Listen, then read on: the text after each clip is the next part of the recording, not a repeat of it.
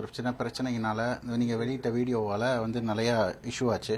So இந்த பிரச்சனைக்கு அப்புறம் நீங்கள் எப்படி இருக்கீங்க? இது மூலயமா நீங்கள் சந்தித்த விளைவுகள்லாம் என்ன நினைக்கிறீங்க? ஆக்சுவலி அப்போ இருந்த எஸ்பி வருண் சார் வந்துட்டு இந்த இது இந்த மாதிரி பண்ணுறது தப்பு அப்படின்னு சொல்கிற மாதிரி நம்மளை கேஸ் ஃபைல் பண்ணியிருந்தாங்க. அதுக்கப்புறம் அப்போதைக்கு எனக்கு இவ்வளோ டீல்ஸ் தெரியாது, இவ்வளோ பண்ணால் இந்த மாதிரிலாம் நமக்கு சர்டிஃபிகேஷன் வேணும் அப்படின்ற ஐடியாவில் அது மெடிக்கல் கான்ஃபிகேஷனுக்குள்ளே வரும் அப்படின்னு சொல்லிட்டு எனக்கு தெரிய வரல. அதுக்கப்புறம் சாரோட அறிவுறுத்தலின்படி எனக்கு வந்து நிறையா சைக்காலஜி கவுன்சிலிங் கொடுத்தாங்க. அதுக்கப்புறம் தான் தெரிஞ்சது இந்த மாதிரி பண்ணுறதுக்கு இந்த மாதிரி சர்டிஃபிகேஷன் வேணும் அப்படின்னு சொல்லியிருந்தாங்க.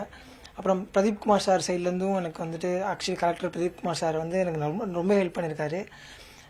பர்சனலாக வந்துட்டு இந்த மாதிரி பண்ணுறது தப்பு, இந்த மாதிரி பண்ணக்கூடாது, நீங்களாம் யங் ஜென்ரேஷன், நீங்கள் தான் இந்த மாதிரி ஒரு எடுத்துக்காட்டாக இருக்கணும், நீங்கள் இப்படி பண்ணுறது பெரிய தப்பு அப்படின்னு சொல்லியிருந்தாங்க. அதனால இந்த மாதிரி விஷயம் வந்து இதுக்கு மேலே பண்ணக்கூடாது. அப்படி பண்ணுறதா இருந்தாலும் நீங்கள் ப்ரொஃபஷனல்கிட்ட தான் பண்ணணும். அதுக்குன்னு சர்டிஃபிகேஷன் இருக்குது, அதுக்கான டாக்டர்ஸை தான் நாங்கள் பண்ணோம். ஆக்சுவலி டேட்டூக்கான ப்ராப்ளமே இல்லை. நாங்கள் பண்ணது வந்து பாடி மாடிஃபிகேஷன். நாங்கள் டேட்டூவில் எந்த பிரச்சனையும் இல்லை, யாருக்குமே அந்த ப்ராப்ளம் இல்லை. இப்போ வந்து நான் பாடி மாடிஃபிகேஷன் பண்ணது டங் ஸ்பிளிட், பாடி மாடிஃபிகேஷன் டங் ஸ்பிளிட் பண்ணது வந்துட்டு அதில் வந்து நம்ம டங் ஸ்பிளிட் பண்ணுறோம், அதில் திரும்பி ஸ்டூச்சஸ் போடுறோம் அப்படின்னு சொல்கிறது வந்து ஒரு டாக்டர் லெவலில் இருக்கவங்க தான் பண்ணணும். அதுக்கு கீழே இருக்கவங்க கொஞ்சம் ஒரு கைடாச்சும் இருக்கணும். டாக்டர் தனியாக பண்ணுறதுக்கான எந்த ஒரு இதுவும் இல்லை அப்படின்னு சொல்லியிருந்தாங்க. அது இப்போ தான் எனக்கு புரிஞ்சுது. நெக்ஸ்ட்டு ஸ்டெப்பாக நான் அதுக்கான ப்ராக்டிஸ் பண்ணுறதுக்கு என்னென்ன படிக்கணும், அப்புறம் காஸ்மெட்டாலஜி இந்த மாதிரிலாம் விசாரிச்சுக்கிட்டு இருக்கேன். பேங்காக்கில் இதுக்காக கொஞ்சம் ப்ராசஸ் போயிட்டுருக்கு. இப்போ தான் வந்தேன். அது வந்ததில் இப்போ தான் ஸ்டார்ட் பண்ணியிருக்கேன் எல்லாத்தையும், எப்படி இனிமேல் நெக்ஸ்ட் லெவல் போகிறது, நெக்ஸ்ட் என்ன மூவ் பண்ணுறது அப்படின்னு. இவ்வளோதான். இப்போ பாடி மாடிஃபிகேஷன் அப்படின்றது நம்மளுடைய தமிழ்நாட்டில் எந்த அளவுக்கு இளைஞர்கள் மத்தியில் இருக்குது? இது ஒரு சில பேர் வந்து இது வந்து தவறாக எடுத்துக்கிறாங்க. இது வந்து செய்கிறதுனால நிறைய தவறான முன்னுதாரணமாக போகுது இந்த மாதிரி பண்ணுறது அப்படின்றது சொல்கிறாங்க. ஏன்னா உதாரணத்துக்கு நீங்கள் கண்ணில் வந்து கலர் மாற்றிருக்கீங்க, ஸோ கண் பார்வைக்கே அஃபெக்ஷன் ஆகும், இந்த பிரச்சனைகள் வரும் அப்படின்ற மாதிரி சொல்கிறாங்க.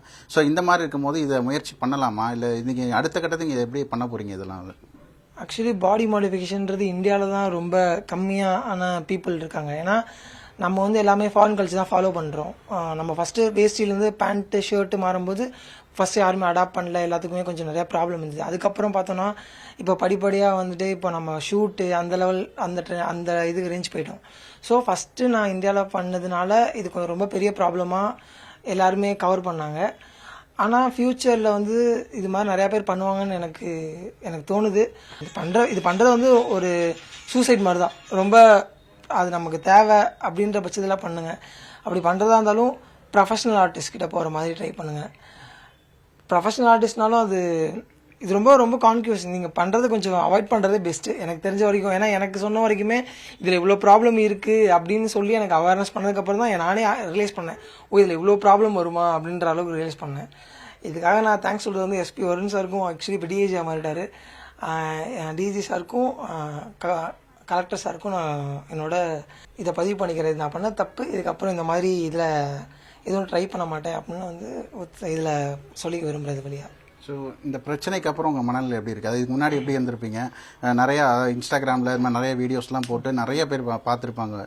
ஸோ அப்போ இருந்ததுக்கும் இப்போ இந்த பிரச்சனைக்கு அப்புறம் நீங்கள் அதை எப்படி ஃபேஸ் பண்ணுறீங்க இப்போ வெளில வந்ததுக்கப்புறம்? இல்லை, அப்போது வந்துட்டு பாடி மாடிஃபிகேஷன் இண்டஸ்ட்ரி வந்து க்ரோ பண்ணணும், டாட்டூ இண்டஸ்ட்ரியை க்ரோ பண்ணணுன்றேன். இப்போவும் அதே இலக்கை நோக்கி தான் ஓடணும். ஆனால் இதில் வந்து கிளியராக ப்ராப்பர் வே கண்டுபிடிச்சி ஓடணும். அதுக்காக வந்து ஆக்சுவலி டாட்டூக்குன்னு வந்து தனி கோர்ஸ் எதுவுமே இல்லை தமிழ்நாட்டில். வந்து அந்த மாதிரி கோர்ஸ் கிடையாது. அது மாதிரி கவர்மெண்ட்டில் வந்து டாட்டூ அப்படின்ற ஒரு சர்டிஃபிகேஷன் தமிழ்நாடு கவர்மெண்ட் தரலை. இந்தியன் கவர்மெண்ட்டுக்கிட்ட அது இல்லை. ஸோ எங்களோட இது என்னன்னா, டாட்டூ நிறையா ஆர்டிஸ்ட் இருக்காங்க, அந்த ஆர்ட்லாம் ப்ராக்டிஸ் மெயின்லாம் வராங்க. அந்த ஆர்டிஸ்ட்டுமே வந்து ஒரு காலேஜில் படித்தேன், ஒரு இன்ஸ்டியூஷனில் படித்தேன் அப்படின்னு சொல்ல முடியாது. ஏன்னா அதுக்கான ஸ்ட்ரக்சர்ஸ் இன்னும் இந்தியாவிலையும் தமிழ்நாட்டிலையும் குறிப்பாக வரலை. ஸோ அதுக்கான நெக்ஸ்ட் மூலம் நான் இப்போது ஸ்டார்ட் பண்ணியிருக்கேன். என்னோட லாயர்ஸ், அதுக்கப்புறம் வந்து என்னோட கைட்ஸ், இவங்கெல்லாம் கேட்டிருக்கேன். இதுக்கான வழிமுறை ஏதாவது கவர்மெண்ட்டில் அலாட் பண்ணால் எங்களுக்கு ரொம்ப நல்லாயிருக்கும். ஏன்னா இதனால் இப்போ நான் பண்ணேன், இவ்வளோ பெரிய பிரச்சனை வந்தது, அதனால டாட்டூவா இது பாடி மாடிஃபிகேஷனால இன்னும் நம்ம தமிழ்நாட்டில் பாதி பேருக்கு புரியலை. நான் பண்ணது இன்ன வரைக்கும் டாட்டூ அப்படின்னு தான் அவங்க எல்லாமே நினச்சிட்டு இருக்காங்க. நான் பண்ணது டாட்டூ கிடையாது. டாட்டூனால ப்ராப்ளம் இல்லை, பாடி மாடிஃபிகேஷன் பண்ணதான் ப்ராப்ளம். ஸோ அது வேற ஜேர்னல், இது வேற ஜேர்னல். ஸோ அதை புரிஞ்சுக்கணும்.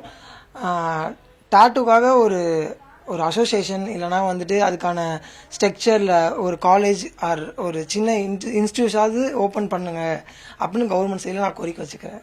ஸோ இப்போ இருக்கக்கூடிய இளைஞர்களுக்கு இந்த மாதிரி விஷயத்த எப்படி பண்ணணும்னு நினைக்கிறீங்க, இதுமாதிரி எப்படி ஏற்றுக்கணும்னு நினைக்கிறீங்க, அவங்களுக்கு நீங்கள் சொல்லக்கூடிய விஷயம் என்ன?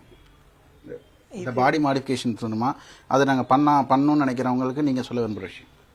ஆக்சுவலி பாடி மாடிஃபிகேஷன் பண்ணணுன்ற விருப்பங்க அது அவங்களோட தனிப்பட்ட விருப்பம். நம்ம இது யாராலையும் வந்து எதுவும் சொல்ல முடியாது. இப்போ நான் 2 பேருக்கு பண்ணேன் அப்படின்றத அவங்க 2 பேருமே என்கிட்ட என்கிட்ட ஒர்க் பண்ணுறவங்க தான்.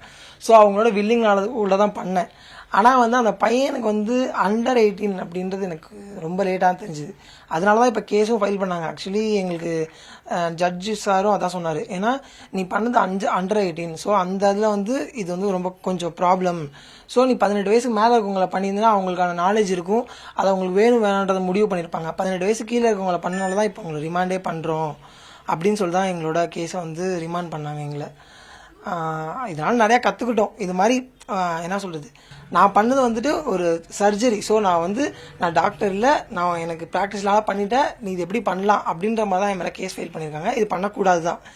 இதுக்காக நெக்ஸ்ட்டு நான் வந்துட்டு காஸ்மெட்டாலஜி இது மாதிரி மெடிக்கல் ஃபீல்டில் நான் இனிமேட்டு ட்ராவல் பண்ணிவிட்டு அது மாதிரி டாட்டூ இண்டஸ்ட்ரிக்கு வந்து ஒரு இன்ஸ்டியூட் வைக்கணுன்றது என்னோட வேண்டுகோளாக வச்சுக்கிறேன். இப்போது செய்திகளை உடனுக்குடன் தெரிந்து கொள்ள உடனே சப்ஸ்கிரைப் பண்ணுங்க.